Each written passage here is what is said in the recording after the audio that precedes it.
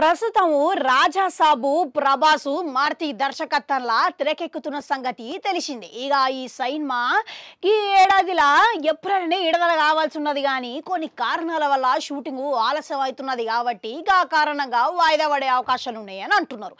ఇక ఎట్లనో ఈ ఏడాదిలోనే జూన్ లేకుంటే జూలైలా ఈ సినిమా విడుదల చేయాలని మారుతి భావిస్తున్నట్లుగా తెలుస్తున్నదంట.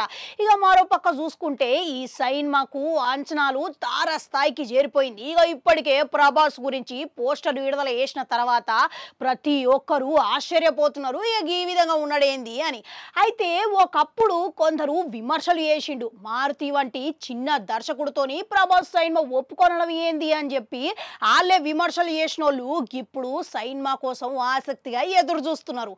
అయితే ప్యాన్ ఇండియా రేంజ్ లో విడుదలవుతున్న ఈ సినిమాల ముగ్గురు ముద్దుగుమ్మలు హీరోయిన్ లెక్క నటిస్తున్నారంట.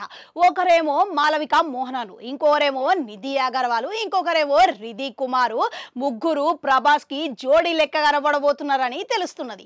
ఇక మరో పక్క చూసుకుంటే ఇప్పటికే మాలవిక మోహనను ప్రభాస్ కు సరసన నటించబోతున్నదని, ఈమె పాత్ర గ్లామర్ గా ఉండబోతున్నదని పలు వార్తలు బయటకైతే వచ్చినాయి.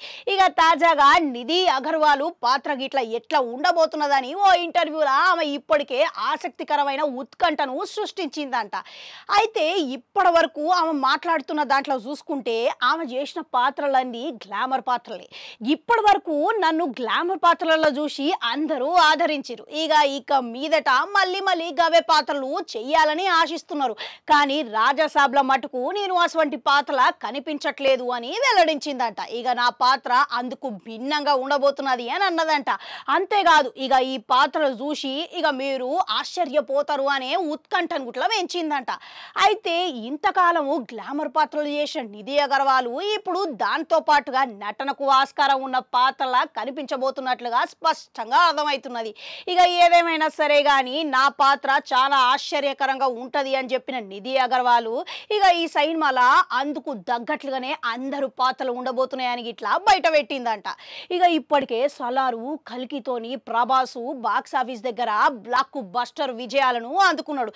ఇప్పుడు రాజాసాబ్ తోని మూడవ హిట్ హ్యాట్రిక్ అందుకోబోతున్నాడు అనే వార్తలు ఇక గట్టిగానే వస్తున్నాయి. ప్రేక్షకులతో సహా నిర్మాతలు గిట్లా నమ్మకంగా చెప్తున్నారంట.